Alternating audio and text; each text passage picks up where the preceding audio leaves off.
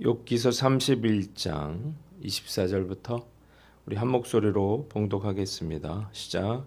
만일 내가 내 소망을 금에다 두고 순금에게 너는 내 의뢰하는 바라 하였다면, 만일 재물의 풍부함과 손으로 얻은 것이 많음으로 기뻐하였다면, 만일 해가 빛남과 달이 밝게 뜬 것을 보고 내 마음이 슬며시 유혹되어 내 손에 입맞추었다면, 그것도 재판에 회부할 죄악이니 내가 그리하였으면 위에 계신 하나님을 속이는 것이리라. 내가 언제 나를 미워하는 자의 멸망을 기뻐하고 그가 재난을 당함으로 즐거워하였던가. 실상은 나는 그가 죽기를 구하는 말로 그의 생명을 저주하여 내 입이 범죄하게 하지 아니하였노라. 내 장막 사람들은 주인의 고기에 배부르지 않은 자가 어디 있느뇨 하지 아니하였는가. 실상은 나그네가 거리에서 자지 아니하도록 나는 행인에게 내 문을 열어 주었노라. 내가 언제 다른 사람처럼 내 악행을 숨긴 일이 있거나 나의 죄악을 나의 품에 감추었으며, 내가 언제 큰 무리와 여러 종족의 수모가 두려워서 대문 밖으로 나가지 못하고 잠잠하였던가. 누구든지 나의 변명을 들어다오. 나의 서명이 여기 있으니 전능자가 내게 대답하시기를 바라노라. 나를 고발하는 자가 있다면 그에게 고소장을 쓰게 하라. 내가 그것을 어깨에 매기도 하고 왕관처럼 머리에 쓰기도 하리라. 내 걸음의 수요를 그에게 알리고 왕족처럼 그를 가까이 하였으리라. 만일 내 밭이 나를 향하여 부르짖고 밭 이랑이 함께 울었다면, 만일 내가 값을 내지 않고 그 소출을 먹고 그 소유주가 생명을 잃게 하였다면, 밀 대신에 가시나무가 나고 보리 대신에 독보리가 나는 것이 마땅하니라 하고 욥의 말이 그치니라. 아멘. 오늘은 욥기서 31장 말씀을 가지고 전능자여 대답하소서, 이런 제목으로 묵상 나눔 하도록 하겠습니다. 오늘 본문 두 부분으로 나눠서 생각해 봅니다. 먼저 24절로 34절 말씀 중에 28절을 봅니다. 한번 따라해 봅시다. 내가 그리하였으면 위에 계신 하나님을 속이는 것이리라. 계속해서 욥은 자신의 무죄를 증명하고 있습니다. 첫째로 그가 재물을 의지하지 않았다는 건데요. 엘리바스는 욥이 재물을 의지했다 이렇게 비난하면서 그것을 의지하지 말라고 그렇게 충고를 했었습니다. 그러나 욥은 자신이 소망을 금에 두거나 그것을 의지한 적이 없고 재물이 많은 것으로 인해서 기뻐한 적이 없다, 그렇게 자신을 변호했습니다. 둘째로 우상 숭배를 하지 않았다는 건데요. 욥이 살던 시대 고대인들은 큰 경외심을 가지고 해와 달과 별들을 숭배했습니다. 그리고 섬기는 우상에게 존경과 애정의 표시로 입을 맞추는 것은 우상 숭배 의식에 있어서 아주 일반적인 그러한 모습이었습니다. 그런데 태양과 달이 멀리 떨어져 있잖아요. 그래서 그곳에 입을 맞출 수가 없기 때문에 대신 손에 입을 맞춘 것입니다. 그러나 욥은 그것들이 단지 하나님의 피조물이라는 사실을 명확히 알고 있었고, 그리고 그것을 숭배하는 것이 죄가 된다는 사실을 알았기에 우상 숭배의 죄를 저지르지 않았다, 이렇게 말하고 있는 것입니다. 셋째로 원수를 저주하지 않았다는 겁니다. 욥은 미워하는 자의 멸망을 기뻐하거나 그들이 재난을 당하는 것을 보고 즐거워하지 않았다, 이렇게 말했습니다. 자신을 미워하는 자가 재앙을 만날 때도 이것을 기뻐하지 않았습니다. 또한 그들이 죽기를 구하는 그러한 저주의 말도 하지 않았습니다. 이것이 입으로 짓는 죄라고 생각했기 때문이에요. 네 번째, 그가 종이나 나그네를 박대하지 않았다는 것입니다. 욥은 자기 수하에 있는 종들을 고기로 배불리 먹였습니다. 그리고 나그네나 행인이 자기 집에 찾아오게 되면 그들을 거리에 내몰지 않고 기꺼이 그들을 환대해 주었습니다. 마지막으로 33절, 34절 위선적인 삶을 살지 않았다는 것입니다. 욥은 자신에게 악행이나 죄를 감춘 적이 있었느냐 이렇게 묻고 있습니다. 만일 그러한 죄가 있었다면 그가 사람들이 두려워서 그 많은 사람들이 모인 곳에 나갈 수 없었을 것이라는 것입니다. 그러나 그는 죄를 감추고 또 허물을 숨기며 결코 겉으로만 의로운 척을 한 적이 없다. 그렇게 말하고 있습니다. 이 중에서 몇 가지를 한번 생각해 본다면 첫째로 재물을 의지하지 말아라는 것입니다. 한번 따라해 봅시다. 재물을 의지하지 말라. 욥의 친구들은 부자였던 욥이 재물을 축적하는 그러한 과정에서 가난한 자들을 착취했거나 또 이 재물을 하나님보다 더 기뻐하여 그것으로 소망의 그러한 의뢰의 대상으로 삼았기 때문에 그래서 그가 하나님께 벌을 받은 것이다 이렇게 생각을 했어요. 욥은 이를 강력하게 부인하면서 만일 자신이 그렇게 했다면 정말로 이것은 마땅히 재판에 회부될 만한 그런 죄악이고 높이 계신 하나님을 속이는 일이 될 것이라 그렇게 말했습니다. 욥이 자신이 금에 소망을 두거나 금을 의지하지 않았다 이렇게 명확하게 확신을 가지고 말할 수 있었던 이유가 무엇인가? 욥기서 1장 21절에 이르되 모태에서 알몸으로 나왔사온즉 또한 알몸이 그리로 돌아가올지라 주신 이도 여호와시오 거두신 이도 여호와시오니 여호와의 이름이 찬송을 받으실지니라 이렇게 그가 고백을 했단 말이에요. 그러니까 그가 받은 모든 재물이 자기의 노력으로 얻은 게 아니라 하나님이 주신 것이라는 거예요. 그래서 그 재물을 하나님이 또 가져가셨다고 그가 고백하고 있는 것입니다. 말씀을 묵상하면서 나는 어떤가 한번 생각을 해봤습니다. 저는 평생 제가 하나님보다 재물을 더 의지하고 살아오지는 않았던 것 같아요. 제가 하나님을 선택하면서 평생 동안 돈 없이 그렇게 살아왔기 때문인데 그래서 좋았던 점은 돈에 대해서 어떤 집착을 하거나 돈을 의지한 적이 없습니다. 그냥 먹을 게 있으면 감사한 거고 제일 감사한 거는 그냥 한 달을 어떻게 결제하고 넘어갈 수 있는 거죠. 그러나 저도 가끔은 통장에 돈이 두둑히 있는 것이 어떤 느낌인가 이게 궁금하기도 합니다. 그러나 돈에 집착하지 않고 살았기 때문에 그래서 돈 때문에 고통받는 일도 없었다는 생각이 듭니다. 예를 들면 손해를 당했을 때 어떤 고통을 잘 모르는 거죠. 또한 재물은 내가 얻으려고 노력한다고 해서 그 재물을 소유할 수 있는 것도 아닌 것 같아요. 단지 내가 어떤 일을 하고 있는데 그 분야가 막 개발이 됐다든지 이러면 돈이 벌리는 거고 내가 뭔가 일을 하고 있는데 그 분야가 쇠락이 되면 그런 어려움을 겪는 것입니다. 중요한 것은 재물에 대해서 욥과 같은 그런 태도를 갖는 거죠. 왜냐하면 돈은 언제라도 사라질 수 있는 거예요. 그리고 하나님이 재물을 주는 거고요. 그리고 또 걷어가시게 되면 또 하나님이 걷어가시는 것입니다. 자, 그래서 우리가 돈을 우리의 삶의 목표로 삼고 살면 안 되고 또 돈을 의지할 것도 못 된다는 것입니다.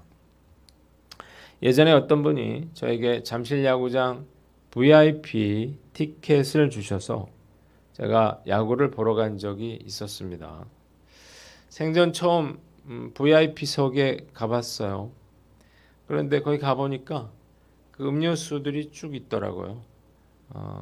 그 마음대로 이렇게 마실 수 있었고 그리고 출장 뷔페 차가 와서 일일이 테이블에 그 음식들을 세팅을 해주더라고요. 그리고 제 딸은 선수들이 출입하는 통로에서 사진도 찍을 수가 있었습니다. 이걸 보고 야, 참 돈이 좋긴 좋구나 그런 생각을 했는데 시간이 흐를수록 뭔가 아쉬운 마음이 들었습니다. 그것은 이제 특권이 사라지고 나가야 될 시간이 점점 가까이 오고 있기 때문이었습니다. 저는 그러면서 인생을 생각했어요. 아무리 돈과 명예와 성공을 누리고 있다 하더라도 그것을 계속해서 누릴 수 있는 사람은 단 한 사람도 없는 것입니다. 언젠가는 없어질 것들이고 그리고 모든 사람은 죽음 앞에 서게 될 것이기 때문이에요. 그래서 말씀을 묵상하면서 큰 욕심 부리지 않고 그저 죽는 날까지 하나님께서 일용할 양식을 공급해 주시면 좋겠다. 그런 생각을 했습니다. 오늘 말씀 앞에서 나는 어떤가 한번 돌아보시고 우리가 남은 평생 동안 재물을 하나님보다 더 기뻐하지 않고 또 이 재물을 하나님처럼 섬기지 않고 또 이 재물로 인해서 교만해지거나 하나님을 멀리하지 않는 저와 여러분들 되시기를 바랍니다. 또한 어렵더라도 우리가 가난한 자들을 또 고통받는 자들을 구제하고 또 섬기며 살아가시는 저와 여러분들 되시기를 주님의 이름으로 축원합니다. 두 번째는 남의 불행을 기뻐하지 말아라는 것입니다. 한번 따라해 봅시다. 남의 불행을 기뻐하지 말라. 자, 욥은 자기를 미워하는 자가 겪는 그러한 불행을 기뻐하지 않았다, 즐거워하지 않았다 그렇게 말하고 있습니다. 참 정말 대단하다 그런 생각을 했어요. 당시에는 원수 갚는 일이 허용이 됐습니다. 그리고 욥은 또 사회적인 지위와 그 재물이 있는 사람이었기 때문에 얼마든지 자기를 미워하는 사람에게 보복할 수 있었습니다. 그러나 그는 대적에게 보복하지 않았을 뿐만 아니라 그들의 불행을 보고 기뻐하거나 즐거워하지도 않았다는 것입니다. 이유가 뭘까요? 이게 하나님이 보시기에 기뻐하실 일이 아니다 이렇게 생각하는 것입니다. 나를 미워하고 또 괴롭히고 상처를 주었다고 해서 그에게 미움의 감정을 갖고 또 보복의 마음을 품는 것은 또 다른 죄가 될 수 있는 것입니다. 오늘 나는 어떤가 한번 살펴보고 예수님처럼 우리가 원수까지 사랑하지는 못하더라도 남의 불행을 기뻐하는 그런 사람이 되지 않도록 늘 깨어있는 저와 여러분들 되시기를 주님의 이름으로 축원합니다. 두 번째 본문은 35절로 40절 말씀이에요. 35절을 봅니다. 한번 따라해 봅시다. 나의 소명이 여기 있으니 전능자가 내게 대답하시기를 바라노라. 욥은 이제까지의 변론을 마치고 자신의 무죄함을 공개적으로 선언하고 있습니다. 그의 서명이 기록된 변론서를 당당히 공개하면서 하나님의 공의로운 판단을 촉구하고 있는 것입니다. 그리고 그는 자신을 고발하는 자가 있다면 그 고소장을 써서 법정에 출두할 것을 강력하게 요구하고 있습니다. 그는 이런 소송장이 있다면 이걸 어깨에 매기도 하고 또 면류관처럼 머리에 쓰기도 할 것이다. 이렇게 말을 했어요. 자, 이것이 하나님 앞에서 자신의 무죄함을 드러낼 수 있는 그런 자료가 될 것이었기 때문입니다. 그는 하나님 앞에서 자신이 행한 모든 일들을 낱낱이 아뢰고 그리고 떳떳이 서겠다 이렇게 말하면서 만일 자신이 부당하게 다른 사람의 것을 빼앗았다면 또 값을 내지 않고 소출을 먹어서 피해를 입혔다면 저주를 받아 마땅할 것이라 이렇게 자신의 결백함을 변호하고 있습니다. 한번 따라해 봅시다. 떳떳하고 당당하게 살라.